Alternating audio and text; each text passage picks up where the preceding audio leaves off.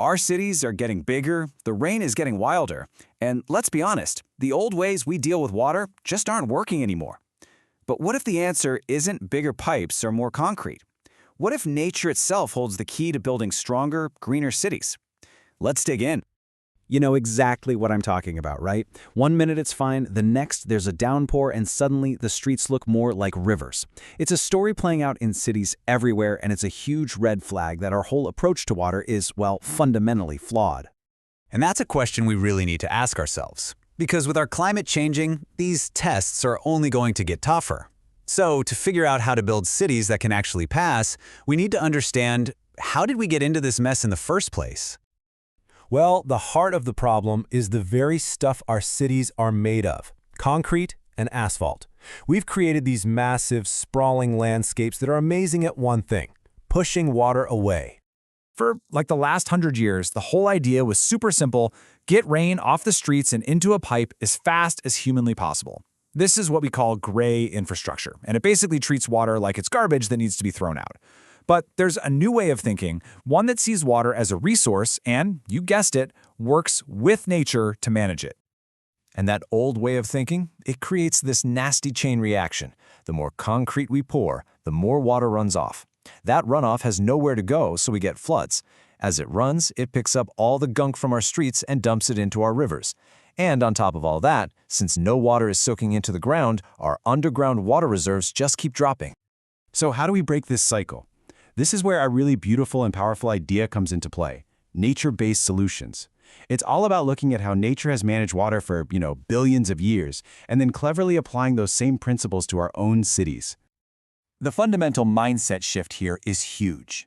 NBS isn't about fighting nature. It's about partnering up. Instead of just forcing water down a drain, we're creating spaces for it to slow down, to be stored, filtered, and absorbed, just like it would in a natural forest or meadow. And hey, this isn't some far-off abstract idea.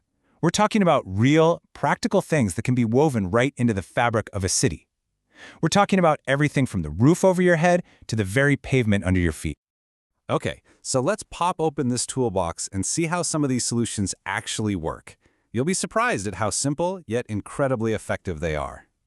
First up, green roofs. And yeah, that analogy is perfect. Think of it. Instead of a hard roof that shoots water right off, you have a living, breathing ecosystem of soil and plants that just soaks it all up. Just let that number sink in for a second. 80%. That's incredible. Now imagine if not just one, but hundreds of roofs in a city did this. It would take a massive amount of pressure off the sewer system and, as a little bonus, it helps cool the building and the air around it. It's a win-win. Next, we've got rain gardens and bioswales. And you've probably seen these around without even knowing what you were looking at. They're those nice-looking landscaped ditches you see along streets or in parking lots. They're not just for decoration, though. They are hard-working little water-cleaning machines. The way it works is brilliant. First, it collects all that runoff from the street. Then, the special soil mix and the plant roots act like a natural filter, trapping all the nasty stuff like oil and heavy metals. Finally, the clean water is free to just soak back into the earth, replenishing the groundwater.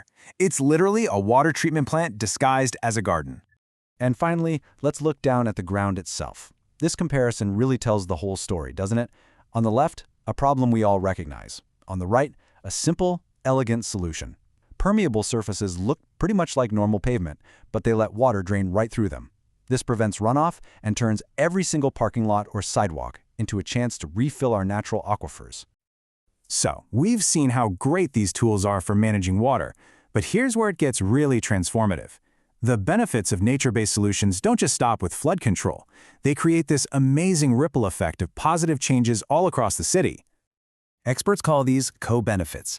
It's a fancy way of saying you bring in a solution for one problem, like stormwater, and you accidentally end up solving like 5 other problems at the exact same time. It's what makes NBS such an incredibly smart investment. So what does this positive ripple effect actually look like? Well, it means our cities are tougher against both floods and heat waves. It means we often save a ton of money compared to building huge new concrete tunnels. We get cleaner water, which is good for everyone and everything. Plus, just having more green spaces around is proven to make us feel better, both mentally and physically, all while creating little homes for birds and bees to come back to the city. And I want to be clear, this is not some sci-fi future dream. Cities all across the globe are already doing this, right now. They're proving that this stuff works, and it works at a massive scale. Just look at Singapore.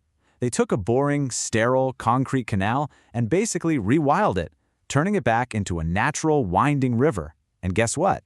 It now manages floodwater better than the concrete canal did, and it's become a beautiful park that people absolutely love.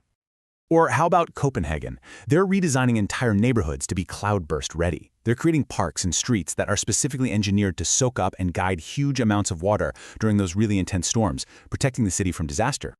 And then you have Portland, Oregon, which has pretty much become the textbook example for the rest of the world. They have built a citywide network of green infrastructure, proving beyond a doubt that making nature a partner in how we build our cities is not only possible, it's just smarter. When it all comes down to it, we have a choice to make. We can keep fighting a losing battle against water with more and more concrete, or we can choose a smarter, more resilient path. The future really is about creating cities that work like living ecosystems, cities that are green, flexible, and inspired by the genius of nature. So I'll leave you with this question. The next time you're walking around your city, your neighborhood, I want you to look around.